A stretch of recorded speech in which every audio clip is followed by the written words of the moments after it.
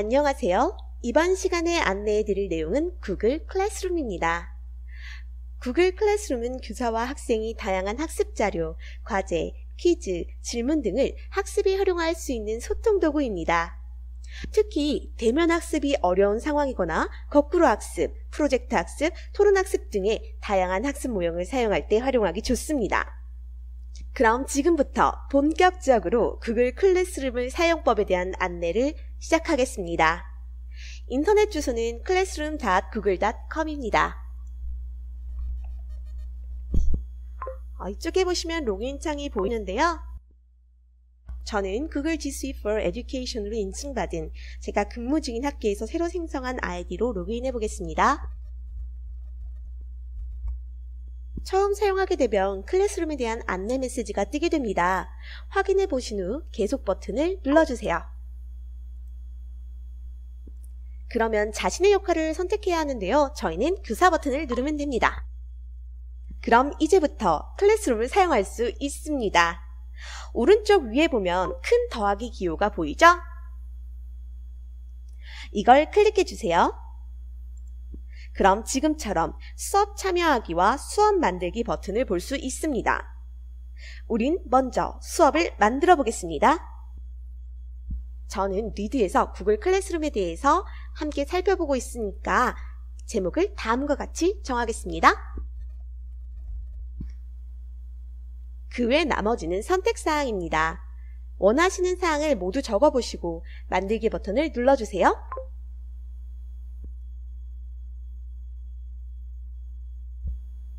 큰 화면 가운데에는 학생들이 수업을 참여할 수 있도록 수업 코드를 제시할 수 있게 나와 있습니다. 오른쪽 아래를 보면 테마 선택이 보이는데요. 구글에서 기본적으로 제시한 홈 배경화면이 사용 가능합니다.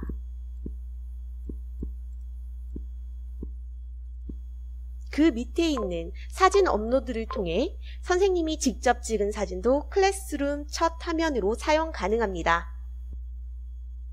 화면에 보이는 오른쪽 위에 톱니바퀴는 설정입니다. 이곳에서 처음 입력한 수업 세부 정보 수정이 가능합니다. 일반 설정을 통해 수업 코드가 너무 어렵다면 재설정이 가능합니다. 또 학생들이 활동할 수 있는 범위를 정할 수 있고 삭제된 항목을 교사만 볼 수 있도록 조정하는 것도 가능하죠.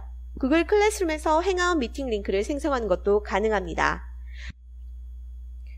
점수 매기기는 성적 계산과 관련된 내용입니다.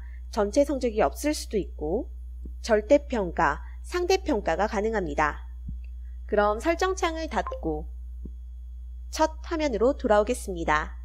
클래스워크를 통해서 수업 내용을 올릴 수 있고 수업 내용은 차례차례 스트림에 뜨게 됩니다.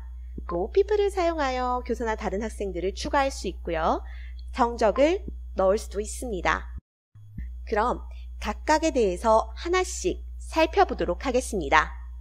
온라인 수업하면 학생들 가입이 제일 고민이시죠? 선생님들께서 제일 궁금해할 것 같은 사용자를 먼저 살펴보겠습니다. 사용자를 클릭해 주세요. 사용자는 교사와 학생, 크게 두 가지가 있습니다. 동료교사로 추가된 사람은 생성된 구글 클래스룸 삭제를 제외한 모든 기능을 사용 가능합니다. 한 개의 수업에 최대 교사 20명 초대가 가능합니다.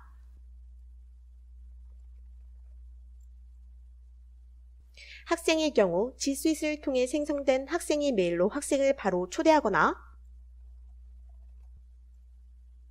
학생들에게 수업 코드를 제시해서 학생이 들어오게 하는 방법이 있습니다. 한 개의 수업에는 교사와 학생 모두를 포함하여 1,000명까지 참여 가능합니다. 이제 수업 진행 방법에 대해 알아보겠습니다. 클래스워크를 클릭해 주세요. 첫 화면에 Create 버튼 보이시죠? 열어보면 각각 과제, 퀴즈 과제, 질문, 자료, 게시물 재사용, 주제가 보입니다. 수업을 진행할 때 매차시 구글 클래스룸을 개설하고 아이들을 가입시키는 것은 힘들겠죠. 그걸 막기 위해서는 자료를 깔끔하게 정리해서 제시하는 것이 필요할 텐데요. 그걸 위해 이 주제가 꼭 필요합니다. 수업을 진행하려는 날짜나 주제로 묶어서 학생들에게 제시할 수 있습니다. 컴퓨터 폴더를 만드는 것처럼 주제를 개설한 후 그 안에 넣고 싶은 내용을 넣으면 됩니다. 저는 오늘 수업의 내용으로 주제를 생성해 보겠습니다. 게시물 재사용의 경우 다른 학급에 올렸던 내용을 끌어와 사용이 가능합니다. 제가 1반에서 사용한 자료를 2반에서 다시 작성하지 않고 그대로 올릴 수 있는 거죠.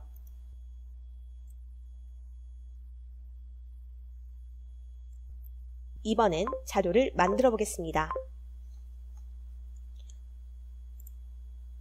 자료는 교사가 학생에게 단방향으로 내용 전달만 원할 경우 사용하면 좋습니다.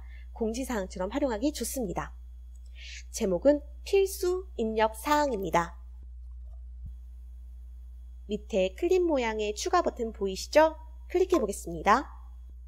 지난 시간에 배운 구글 드라이브에서 만들었던 자료를 바로 갖고 올 수 있습니다. 링크 버튼은 인터넷 사이트를 바로 첨부할 수 있습니다. 파일 버튼은 선생님이 컴퓨터에 갖고 있는 자료를 바로 첨부할 수 있습니다. 유튜브 버튼은 유튜브 동영상으로 바로 링크를 걸 수 있습니다. 바로 옆에 있는 Create 버튼을 누르면 구글 드라이브의 문서들을 바로 만들 수 있습니다. 오른쪽 위를 보면 학급을 정할 수도 있고 하나의 학급에만 올릴 경우에는 일부 학생들을 선택해서 게시할 수도 있습니다. 또한 토픽 없이 혹은 새로운 토픽을 만들거나 기존의 토픽을 활용하여 올릴 수도 있습니다.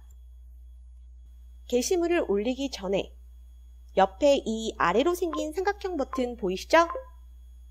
이 버튼을 누르면 게시물, 예약, 임시 저장, 임시 게시물 삭제가 있습니다. 이 예약 버튼의 경우 자료 게시 날짜와 시간을 정할 수 있기 때문에 수업 전 미리 자료를 만들어 놓고 올리기 매우 좋습니다. 그 다음은 질문입니다. 질문도 제목은 필수사항입니다. 질문의 경우 학생들의 답변을 단답형으로 할 것인지 객관식으로 할 것인지 선택이 가능합니다.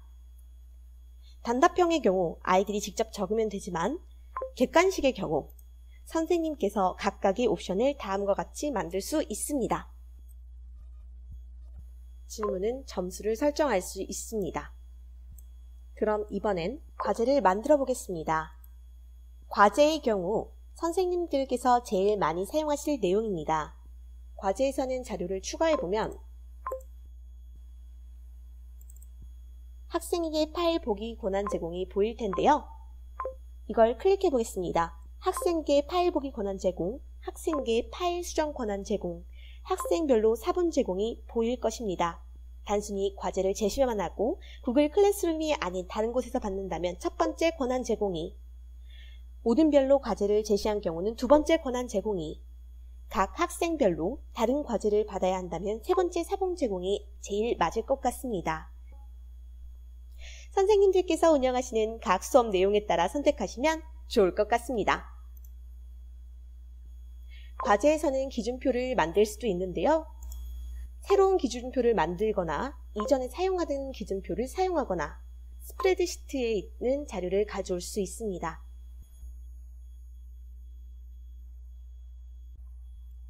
퀴즈 과제에 대해서 살펴보겠습니다. 퀴즈 과제의 경우 구글 설문지를 이용한 과제입니다. 밑에 빈 퀴즈 양식을 사용해서 만들어도 되고요. 구글 드라이브에서 기존에 만들어 놓은 퀴즈를 가져올 수도 있습니다.